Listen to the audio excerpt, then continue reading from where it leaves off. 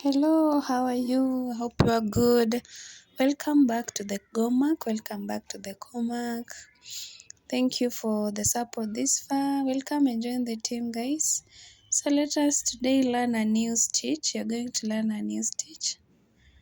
So to begin with, we are going to make our chains. So we are going to make 20 chains. We are going to make 20 chains. So I'm super grateful for your support. Thank you for always liking, sharing, and commenting. You are a support to me, and I don't take it for granted. So, as I said, we shall begin with making 20 chains. We shall begin by making 20 chains. And so, let's begin. So, the 1, 2, 3, 4, 5, 6, 7.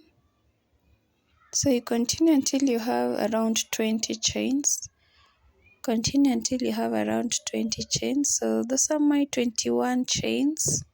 These are my 21 chains. So I'm going to make single crochets in every chain. I'm going to make single crochets in every chain. So I'll not go into it from this point, but I'm going to go into the ones that are at the back. These ones, the ones that are at the back, I'm not going into the front loops, but I'm going into the loop that is at the back. So I'll make single crochets in every stitch. I'll make a single crochet in every stitch. So that is number 1. And again, number 2, number 3, number 3. Then we have 4, 5,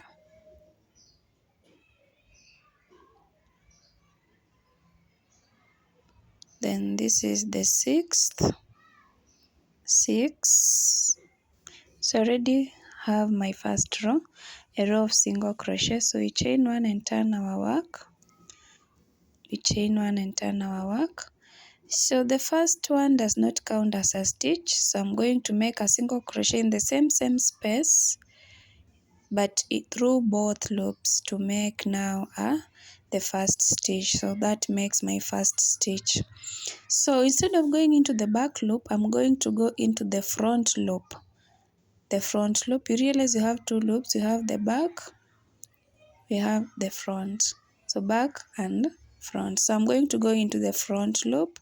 So I simply get into it from backwards and not in front. I'm not going to go into front, but from the back side. I go into the front loop like that, then make a single crochet. The second one also from the back side, I go into the front loop and make a single crochet. So basically that is what I'm going to be doing for the entire row. You go into front loops and make a single crochet in every stitch. But remember, your hook comes from the back all the way to front, not from front to back, but from back to front. And remember, we are going into the front loop and making a single crochet. So we had 21 chains for the beginning chain, and the first row we had 20 chains. And ensure that the second row you also have 20 chains. Also have 20 chains. So you can see the pattern is already coming out. So you continue and finish up with the entire row of single crochets in the front loops.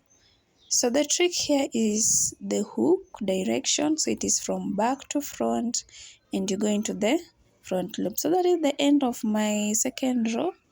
You can see how it looks like. It's very neat together, and I'm happy about it. So I really don't know what we can call this stitch or where we can really use it, but I just thought, why not front loop and not back loop? And this is what we have, guys. So you can try this. So we chain 1, turn our work, then go into both of the loops to make your first stitch.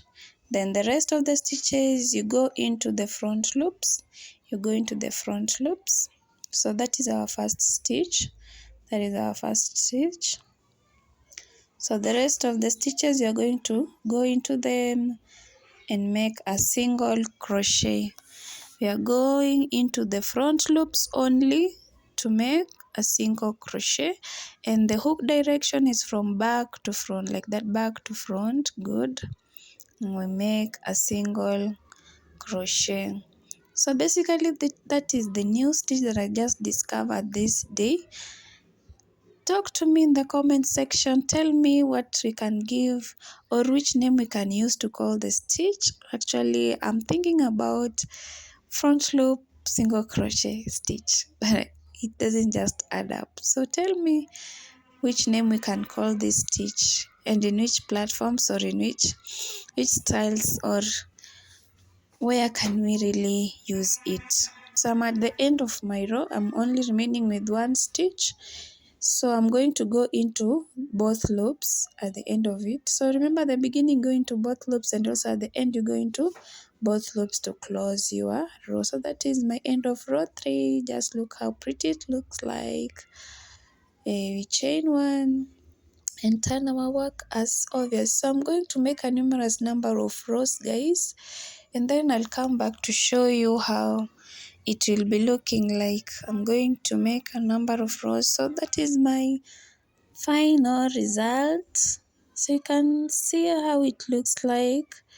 It has 2 trenches. There are some trenches that are formed in between the 2 rows. So you can see that. So you can use it that way, or you can also turn it and use it in vertical manner. You see it, you have the trenches. You have the trenches there. So that is the new stitch, guys. Talk to me, let me know what name you can give this stitch, and how can you use it. Thank you.